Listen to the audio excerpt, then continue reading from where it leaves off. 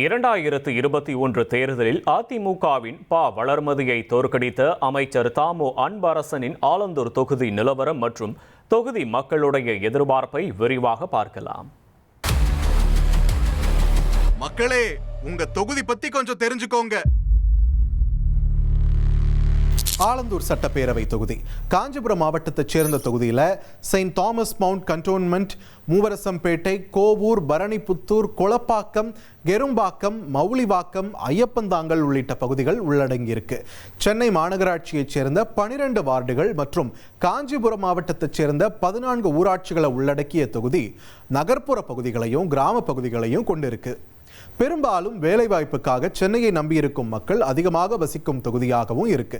2025 December 19 SIR வரைவுப்படி தொகுதியில் 1,30,058 ஆண் வாக்காளர்கள், 1,37,178 பெண் வாக்காளர்கள், 35 மூன்றாம் பாலின வாக்காளர்கள்னு மொத்தம் 2,67,271 வாக்காளர்கள் இருப்பதா தெரிவிக்கப்பட்டிருந்துச்சு. தொகுதி வரலாற்றை பார்த்தா முன்னாள் முதல்வர் முதல் முறையாக போட்டியிட்ட தொகுதி. ஆலந்தூர் தொகுதி 1977க்கு முன்பாக பரங்கிமலை தொகுதியாக இருந்துச்சு. அப்போ 1967 தேர்தலில் திமுக சார்பில் போட்டியிட்டு வெற்றி பெற்றாரு எம்ஜிஆர். 1971 சட்டப்பேரவை தேர்தலையும் இங்கேயே போட்டியிட்டு வெற்றி பெற்றாரு. ஆனால் 1972 தனிக்கட்சி தொடங்கினவர் 1977 தேர்தலில் அருப்புக்கோட்டை தொகுதிக்கு மாறிட்டார். தொகுதி வரலாற்றில் திமுக 8 முறையும் அதிமுக 5 முறையும் வெற்றி பெற்றிருக்கு. 2011 சட்டப்பேரவை தேர்தலில் தேமுதிக சார்பில் போட்டியிட்ட பன்ருட்டி ராமச்சந்திரன் வெற்றி பெற்றார். அவர் பதவியிலிருந்து விலகியதால 2014 நடந்த தேர்தலில் அதிமுக ஜெயிச்சாங்க. 2016 தேர்தலில் திமுகவை சேர்ந்த தாமோ அன்பரசன் வெற்றி பெற்றார். 2021 தேர்தலில் ஆலந்தூர் தொகுதியில் அதிமுக சார்பில் வளர்மதி களமிறக்கப்பட்டாங்க. திமுக சார்பில் தாமோ அன்பரசன் போட்டியிட்டார். தேர்தலில் அன்பரசன் 1,16,785 வாக்குகளை வாங்கி ஜெயிச்சிருந்தார்.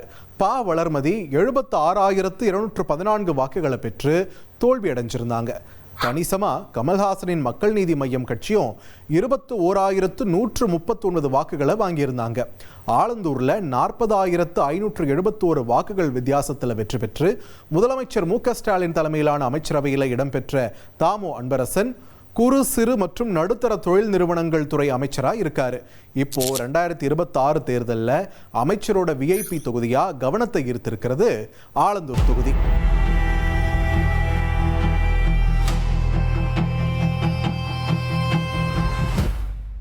நங்கநல்லூர், ஆதம்பாக்கம் இந்த ஏரியாலலாம் டிராஃபிக் ப்ராப்ளம் ரொம்ப ஜாஸ்தியாக இருக்குது. ஃபுட்பாத்லலாம் கடை வச்சிடுறாங்க, நடக்க முடியல. இங்கே நிறைய பேர் சீனியர் சிட்டிசன்ஸாக இருக்காங்க. சீனியர் சிட்டிசனால் நடக்கவும் முடியல, ரோட் கிராஸ் பண்ணவும் முடியல. இதனால் பஸ்ஸு வந்தாலும் பஸ்ஸு திரும்ப முடியல, மார்க்கெட் ஏரியாலாம் போகவும் முடியல.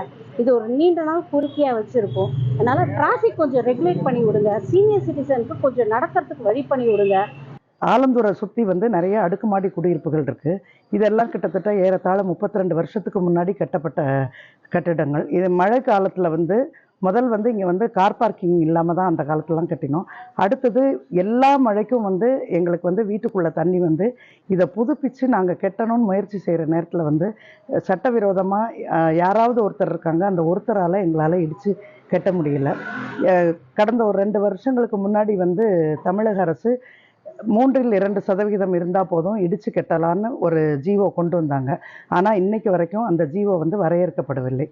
கிட்டத்தட்ட 2008 ஆலந்தூர் நகராட்சி இருக்கும்போது பார்த்தீங்கன்னாக்கா சொத்து வரி கூடுதலாகவே இருந்தது. கிட்டத்தட்ட அப்போவே நமக்கு அந்த பாதாள சாக்கடை திட்டம்லாம் செய்யும் போதே சொத்து வரி அதிகப்படுத்தி வச்சுருந்தாங்க. அண்ட் அதுக்கப்புறம் பார்த்தீங்கன்னாக்கா இது சென்னை நகராட்சியோட மாநகராட்சியோட இணைக்கும் போது இந்த சொத்து வரி குறைக்கிறோம் அப்படின்னு சொல்லியிருந்தாங்க. பட் கிட்டத்தட்ட 15 வருஷமாக நாங்கள் இதுக்காக மனு கொடுத்துக்கிட்டு கோரிக்கை வச்சுக்கிட்டு தான் இருக்கோம். ஆனால் இது வரைக்கும் அதுக்குண்டான வழி எங்களுக்கு எடுத்து கொடுக்கல. ஆதம்பாக்கம் ஏரி கிட்டத்தட்ட நாங்கள் ஒரு 20-25 வருஷமாக அந்த ஏரியை புனரமைக்கணும்னு கேட்டுட்ருக்கோம். இது வரைக்கும் கிட்டத்தட்ட ஒரு 100 கோடி, 10 ஏரிக்கு 100 கோடின்னு அலாட் பண்ணாங்க. ஆனால் இது வரைக்கும் அந்த செயல்படுத்தலை அந்த ஏரி. ஏனென்றால் வெயில் காலத்தில் நமக்கு தண்ணி இல்லாமல் இருக்கும்போது அது ரொம்ப ஹெல்ப் பண்ணும். அப்போ தண்ணியை ரீடைன் பண்ணி, அதாவது லேக் பாண்ட் கான்செப்ட்ன்ற ஆங்கிலத்தில் குளத்தையே ஒரு தண்ணீர் சேகரிப்பு நிலையமாக மாற்றி ஒரு 5 கிலோமீட்டர் சுற்ற அளவுக்கு தண்ணீர் கிடைக்கும் நமக்கு. அந்த மாதிரி நம்ம ஒரு அமைப்பு பண்ணணும்னு தான் கேட்டுட்ருக்கோம். ஆலந்தூருக்கும் ஆதம்பாக்கத்துக்குமான ஒரு இணைப்பு வந்து அந்த நிதி ஸ்கூல் பள்ளிக்கிட்ட இருக்க ஒரு கேட் இருந்தது. இப்போ மக்களோ இல்லை பள்ளிக்கு செல்லக்கூடிய மாணவர்களோ ஒரு 2 கிலோமீட்டர் 3 கிலோமீட்டர் சுற்றி தான் போக வேண்டிய சூழ்நிலை இருக்குது. இதனால் காலதாமதமும் ஆகுது. மக்கள் வந்து ரயில்வே பாதையை கடந்து போகணும்னா அதில் வந்து ரொம்ப ரிஸ்க்கு, ஆக்சிடென்ட் நிறைய நடக்குது. அதனாலே எல்லோரும் சுற்றிட்டு போகிறாங்க. இந்த விஷயத்தை அரசாங்கம் கையில் எடுத்து அதுக்கான ஆவண பணிகளை மேற்கொண்டாங்க. கடந்த 2 வருஷத்துக்கு முன்னாடி இந்த வேலையும் ஆரம்பிச்சாங்க. இப்போ 1 வருஷமாக என்னன்னு தெரியல, அந்த வேலை எதுவுமே நடைபெறவே இல்லை. மேடவாக்கத்துலேருந்து சென்ட் தாமஸ் மவுண்ட் வரக்கூடிய ரோடு வந்து கொஞ்சம் அகலப்படுத்தினா நல்லாயிருக்கும். ஏன்னா 2 பக்கம் பஸ்ஸு வெஹிக்கிள் டிரான்ஸ்போர்ட் உள்ள ரோடு அது. அந்த ரோட்டில் ஒரு செகண்டு கூட அந்த டிராஃபிக் அங்கே இதாகிறதில்ல. ஜனங்க கிராஸ் பண்ணவே முடியாது அந்த இடத்துல. ஸோ அந்த இடத்துல கொஞ்சம் ஏதாவது ஒரு ப்ரொடெக்ஷன், ஸ்பீட் பிரேக்கர் அந்த மாதிரி போட்டு அந்த இடத்துல நடைபாதை நடந்து போகிற ஜனங்கள் கொஞ்சம் கிராஸ் பண்ணக்குள்ள இது பண்ணால் நல்லாயிருக்கும். ரோடு அகலப்படுத்தணும். முக்கியமாக என்க்ரோச்மெண்ட்ஸ் எல்லாம் எடுத்துகிட்டு ரோடு அகலப்படுத்தினா கொஞ்சம் நல்லாயிருக்கும். ஏன்னா பீக் ஹவர்ஸில் ரொம்ப க்ரௌடட். ரொம்ப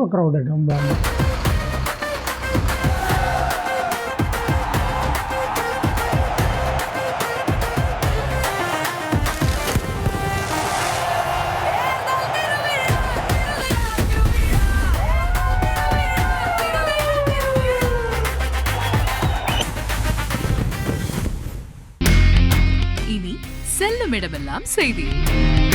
தந்தி டிவியின் வாட்ஸ்அப் சேனலை ஃபாலோ பண்ணினா செல்ல இருக்கும் இடமெல்லாம் செய்தி.